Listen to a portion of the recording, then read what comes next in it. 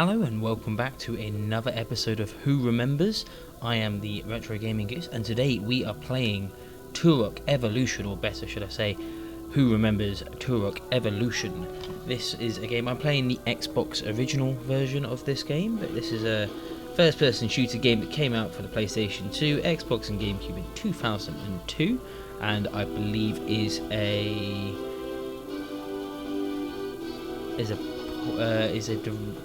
prequel. Yeah, no, it is a prequel. A prequel to the original Turok Dinosaur Hunter. So I'm gonna go new game. Start the new game. I'm just gonna go through some plays. It also came out on the GBA in 2000 and no, so it was released on the the PC in 2003, and came out on the Game Boy again in 2002. So, but it was released slightly after. Now, this is an infamous game. Whether or not you I personally have really fond memories of playing this game, but it is bad. I recently, before starting my YouTube channel, actually played through it, so I'm not going to do a full playthrough of this just right now. I'm going to leave it a bit because my soul can't take it. But yeah, this is it's just we're going to go back into. I'm going to have to skip this. This is so if you watch through all of this lovely artwork, it does eventually get to a cutscene of the opening of the game. In fact, no, you know what? I'm going to keep talking. I'm just going to watch this through, but it does take a while. But yeah, as a kid, I absolutely loved this game. I thought it was great. It was dinosaurs. I was a big fan of all of the Turok games. Not so much Turok 2008, the reboot. It was alright, but it's not good. It's not great. But Turok 1, absolutely loved it. I think it was one of the first games I had on the Nintendo 64. And then Turok 2 was incredible. Like, honestly, I think it's one of the best games ever made. I still think it holds up now. I think it's amazing. And then Turok 3 is a hidden gem. If you've been on my Instagram, which is just at Retro Gaming Goose on Instagram, I released a very short reel about it the other day. 100% recommend it. It's a great game. It came out with I think it was in the year 2000, so only 3 years before this one. It came out 2000. It was one of the last games on the Nintendo 64. Lost land. Oh, sorry, I just. World born of chaos, an unholy offspring conceived during the death of a universe. This world has known nothing but suffering, death, and war, dealt out for centuries by an unending succession of madmen and tyrants. There are other worlds bound to the lost land, other peoples that have suffered as the people of my world have suffered. Tyranny, it seems, knows no bounds, and cruelty wears many faces.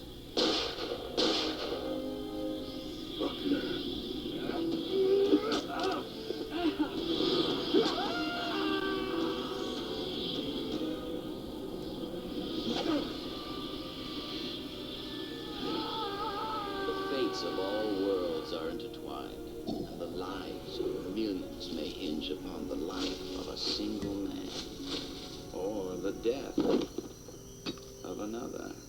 It's him, the one the seer spoke of. That ain't no raptor fight. We should leave him. Bring him to the village.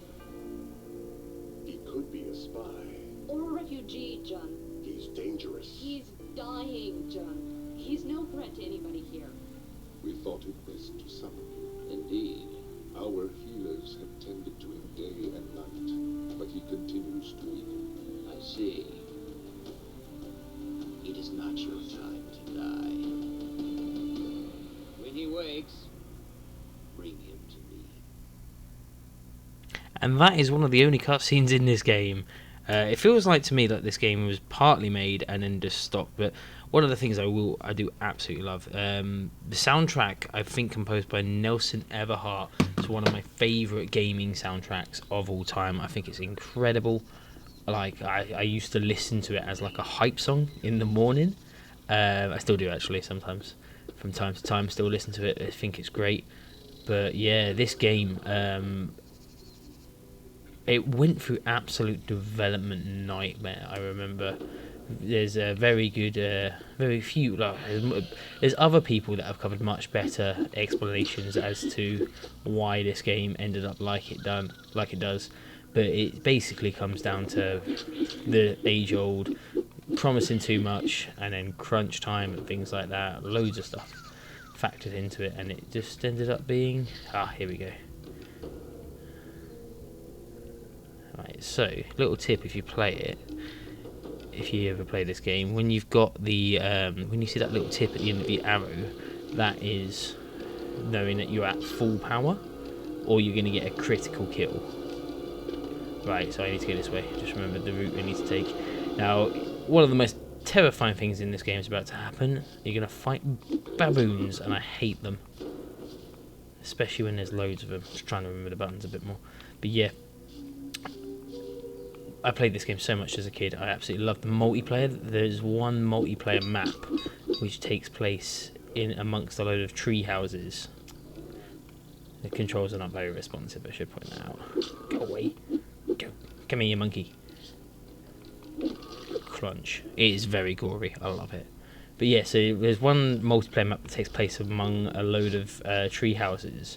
And if you fall off the tree houses, it's like sort of if you imagine like the Ewok village sort of thing, and if you fall off and fall down below, loads of velociraptors come and try and kill you. Ooh.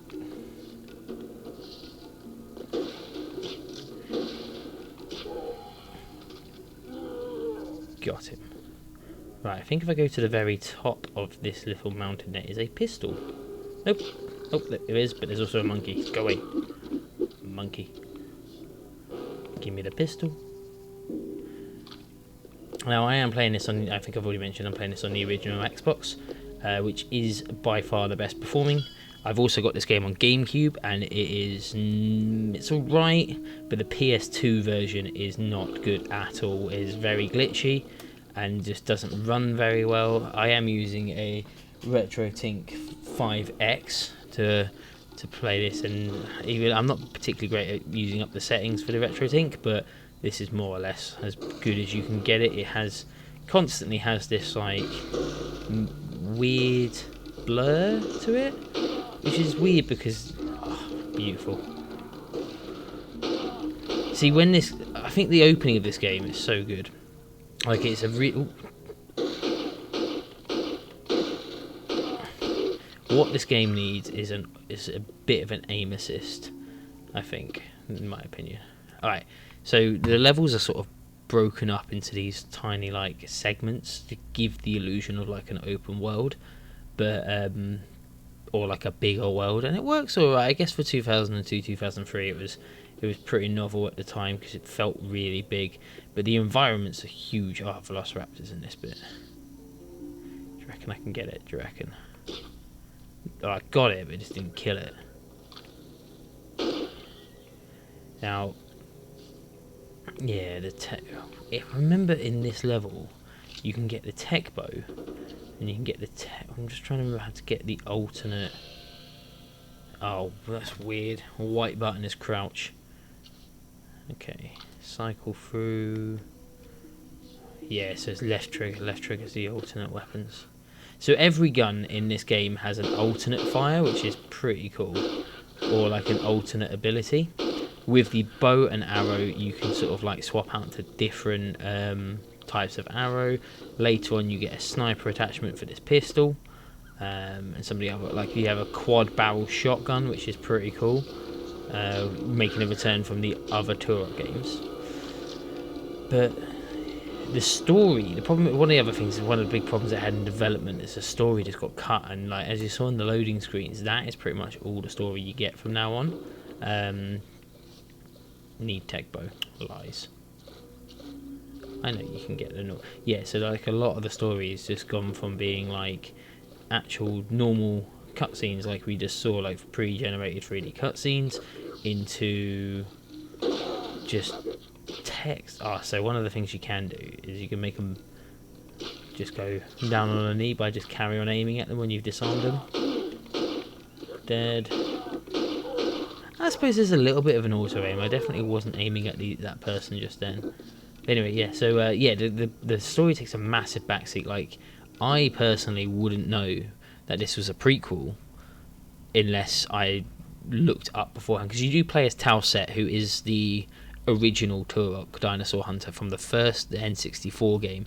If not many people, like, I'm huge on my Turok. I love the I've got a load of the comics, things like that, and Turok is actually a mantle rather than a person, and there's been multiple Turoks.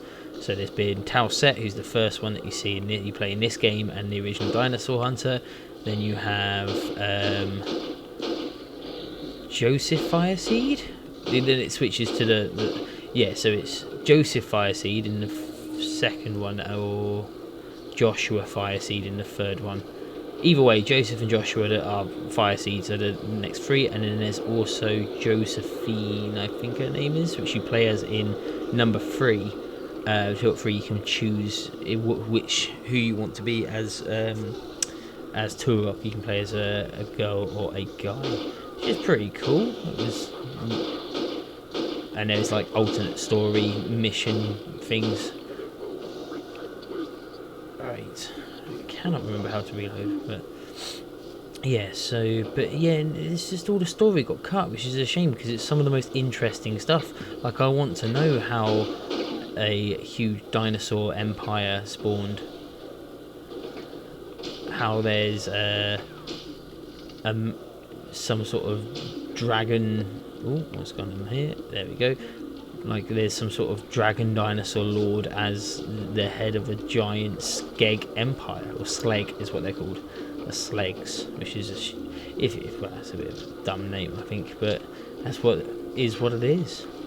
So what I think they really should have done in this game is focused it way more on the dinosaurs and hunting dinosaurs, and less on the weird conflict between the mutant, I don't even think they're mutant dinosaurs, really, if you think about it. So, like, in Turok 2, the dinosaurs in that, like, the creatures you fight are called raptoids, and they're actually like an alien race, while in this they seem to be indigenous. So, like, what is it, the same continent? Like, this is just a second. This used to terrify me as a kid, this bit. Just monkeys everywhere, kill them all. It's satisfying how gory this game is. Oh. Stop it. There we go, got him. Yeah, so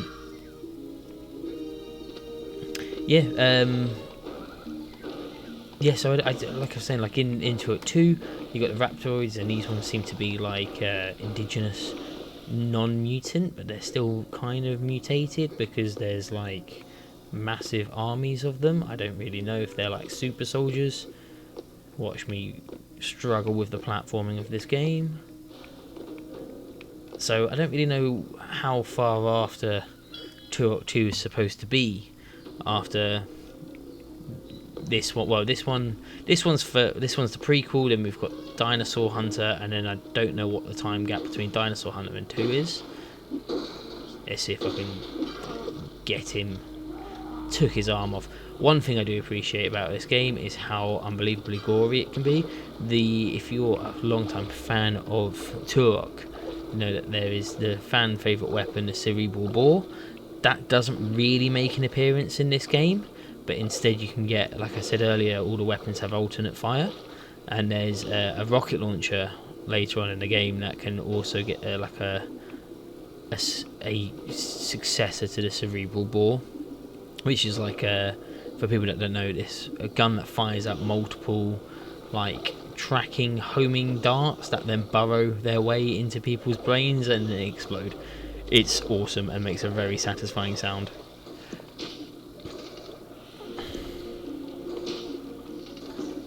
Right. How did he see me but the others didn't, is what I want to know. Should we go for the headshot?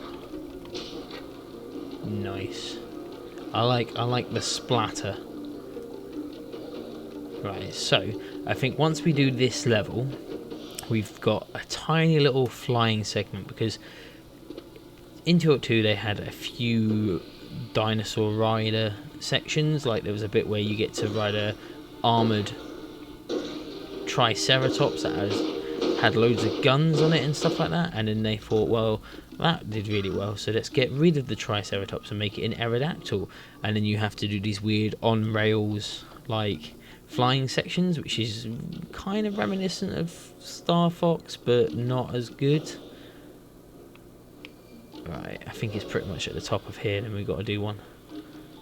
And you'll see the change in pace of the game. It's like they literally wanted to make 2 separate games. God, that's a bit janky going up. Also, a little thing I'll show you here. So,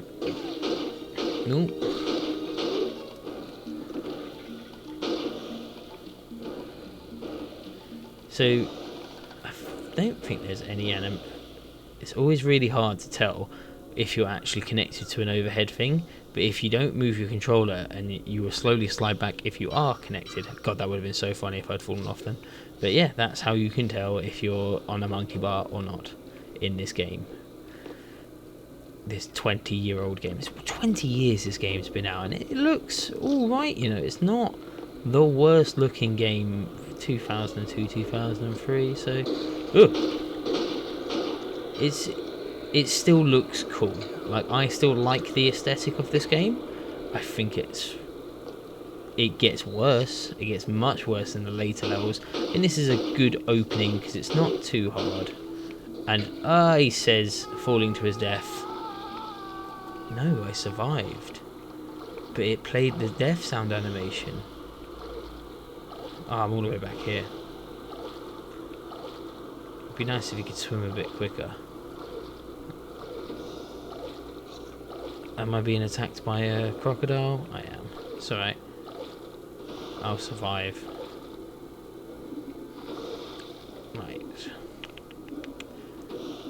Just watch me run through back to where I was. I wish you could swim a bit quicker. But yeah, like some of the later levels, they're like trying to be a lot. They're trying to do a lot, and they just don't. They just really don't. Oh, there's some indigenous rhinos over there.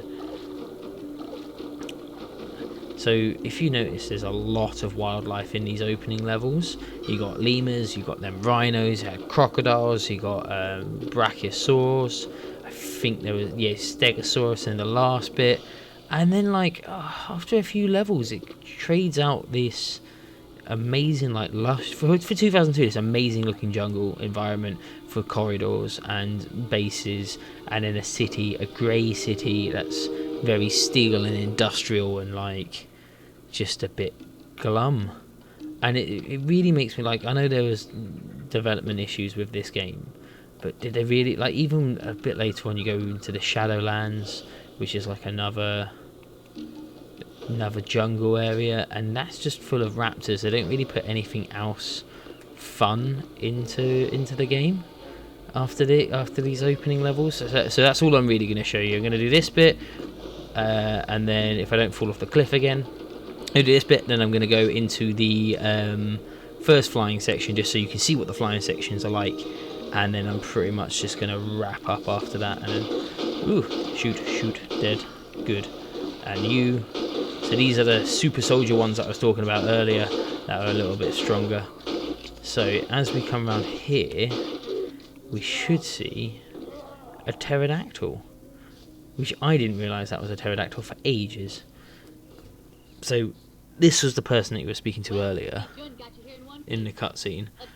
Still don't know her name. Game's not told you because, you know, I feel like this game was supposed to have cutscenes, and they just... Have I been summoned by the seer?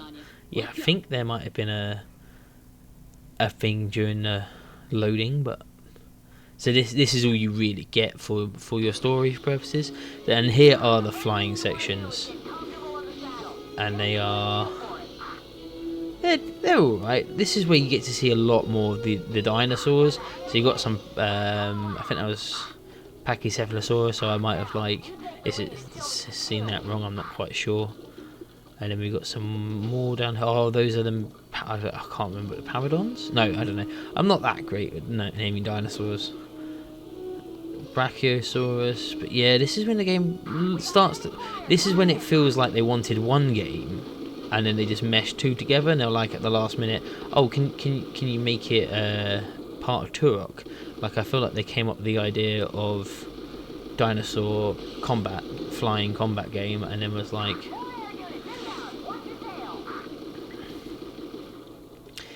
so there's only one bit that I really want to get to, and it's in a little bit, which is like a really cool reference to Turok 3. That was incredibly short. I didn't realise how short that level was. Okay, so like, I think it's this bit.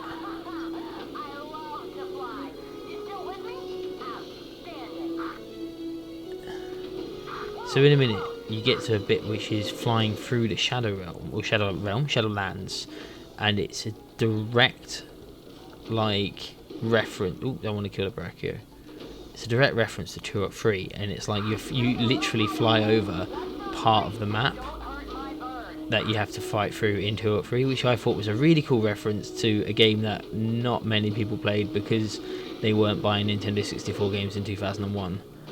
Stegosaurus, definitely just shot him.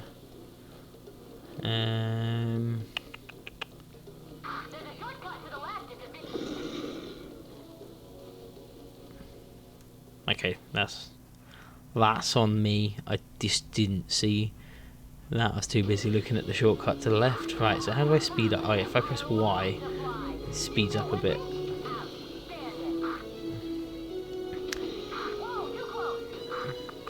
Right, I'll speed on.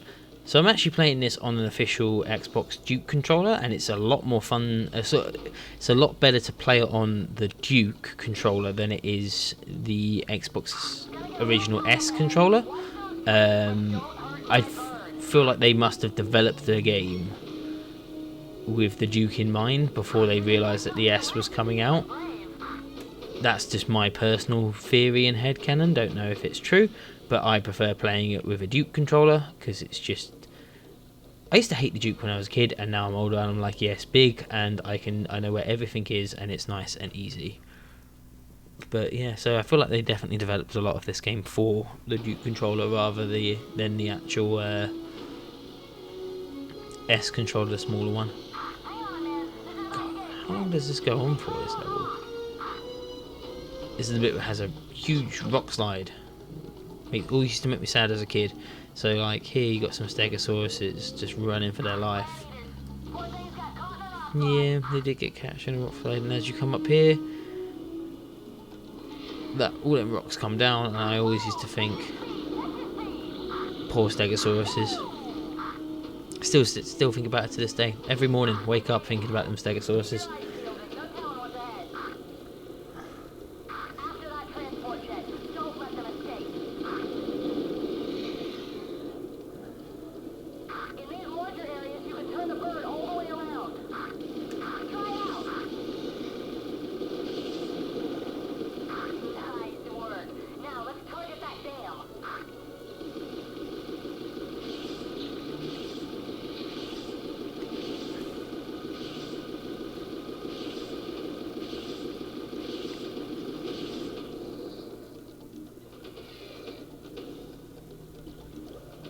Let's get that health. We'll fly down the dam, and then I'm pretty sure that's more or less the end of the level.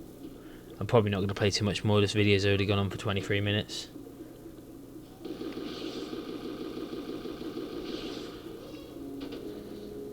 Okay, here we go. Now there's a really easy way to do this. Just fly up. Just don't take it down. Just fly up like this, and you can dodge all of the stupid nickel ways that they try and make you go through, because you can see everything like this. You can actually just fly over the top and not have to worry at all.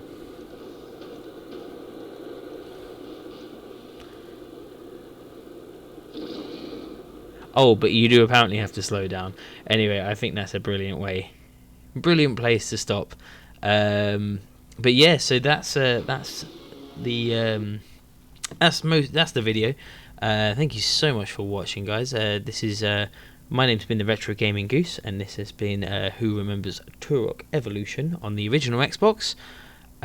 Please like and subscribe if you have enjoyed the video. I will try and put out as many videos as I can. I have the opportunity at the moment to put out quite a few videos, so I'm just going to be pumping them out. I've also been putting out a few shorts, YouTube shorts about like gaming deals and stuff like that I have, a bit of my collection. I'm definitely going to start displaying my collection a bit more, but I'm currently in the house, in the process of moving house.